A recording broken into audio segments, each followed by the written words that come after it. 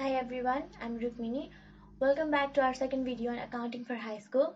In the previous video, we talked about the basic terminologies used in accounting as well as the format of journal entry. Similarly, in this video, we'll be talking about the basic journal entries relating to starting a business, purchase, as well as cash and trade discount. So the first entry is started business with cash. When we start a business, we invest in the business. The investment might be cash or any kind of assets. Whatever we invest goes on debit to capital account. For example, started business with cash worth $5 million. So journal entry is cash account debit to capital account with the respective amount on debit and credit side. On 23rd of April, we started business with cash 5 million and assets 1 million. So the journal entry is cash account debit 5 million, furniture account debit 1 million to capital account. The sum of 5 million and 1 million, that is 6 million. The debit should always be equal to credit. So the next type of entry is purchase. There are different cases on purchase. That is, we might purchase goods through cash, through check. We might purchase it on credit. After purchasing, we might return some of the goods. While purchasing, we might get different cash as well as trade discount. We'll be talking about this. So the first one is purchase in cash. When we purchase goods in cash, the journal entry is purchase account debit to cash account. So the question might come here that why is the purchase account in debit side? It is because there is a rule in accounting that we don't use the term goods.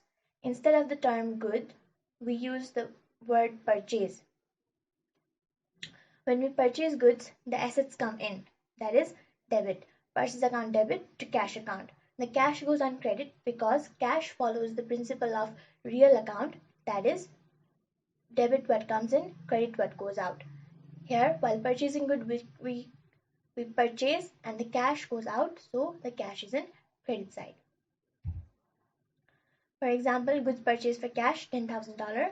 Here, purchase account debit to cash account $10,000 on debit and credit side. So the next type of entry is purchase on credit. Sometimes it might be the case that you have purchased good but you don't have enough cash with you. So you purchase it on credit. The journal entry for purchase on credit is purchase account debit to creditor's account. For example, goods purchased from Mr. X worth $12,000. Instead of goods, we write purchase as I said before, purchase account debit to Mr. X account. Here the question might come that why is Mr. X in credit side? As we know that Mr. X is a person. That is, he follows the rule of personal account. The rule of personal account is debit the receiver, credit the giver. We have purchased from Mr. X, that is Mr. X is the giver here. So the giver goes on credit side. So the journal entry is purchase account debit to Mr. X account. So the next type of entry is purchase return. It is also sometimes known as return outward. When we purchase goods, sometimes it might be the case that the good is not in proper condition and we cannot use that. So in this case, we will return the goods to the supplier. So in this case, the journal entry will be creditor account debit to purchase account. As you can see that when we purchase good on credit, the journal entry was purchase account debit to creditor's account. So when we return the good, it is exact opposite.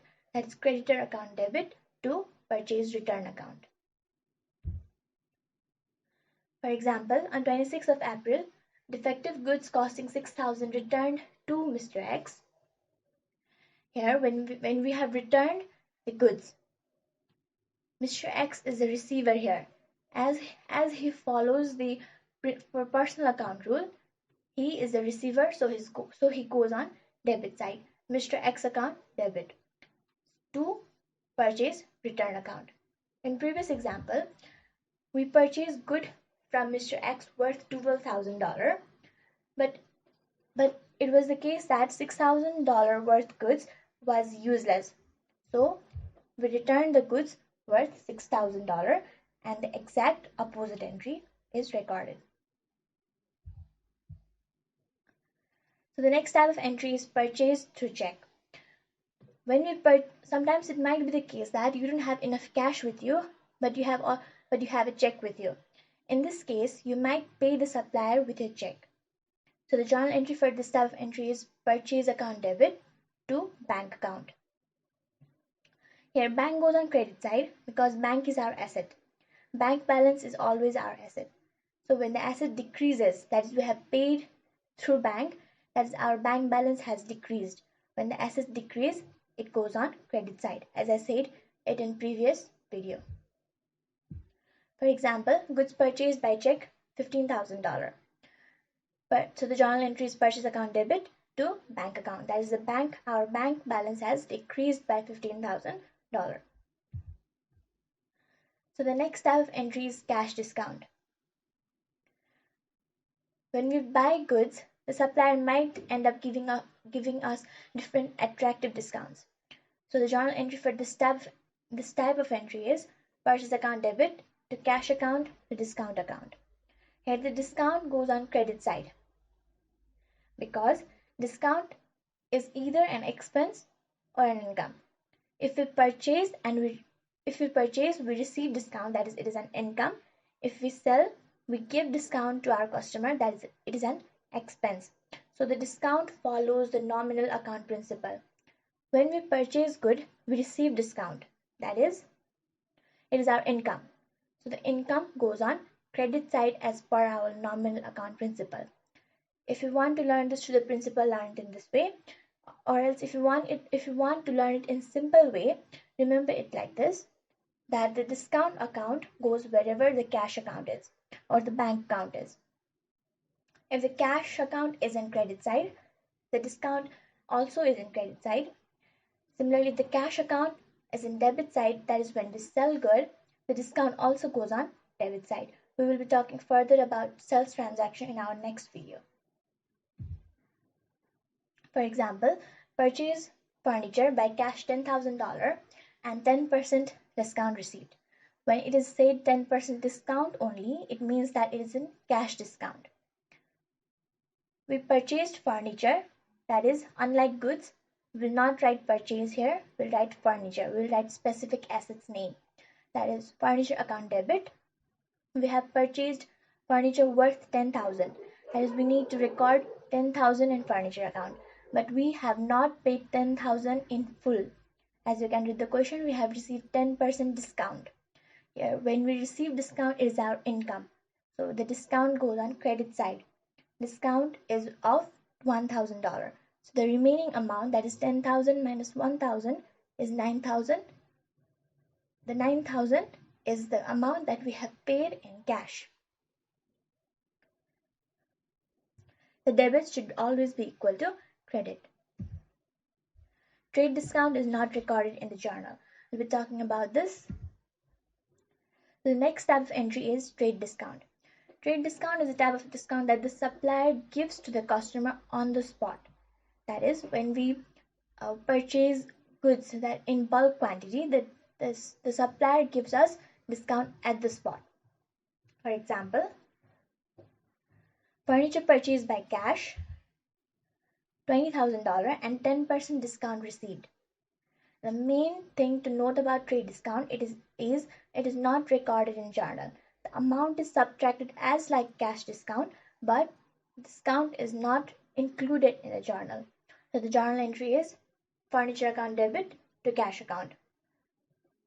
We have purchased furniture worth 20,000, but we did not pay 20,000 in full. We received 10% discount, that is, we paid only 90%.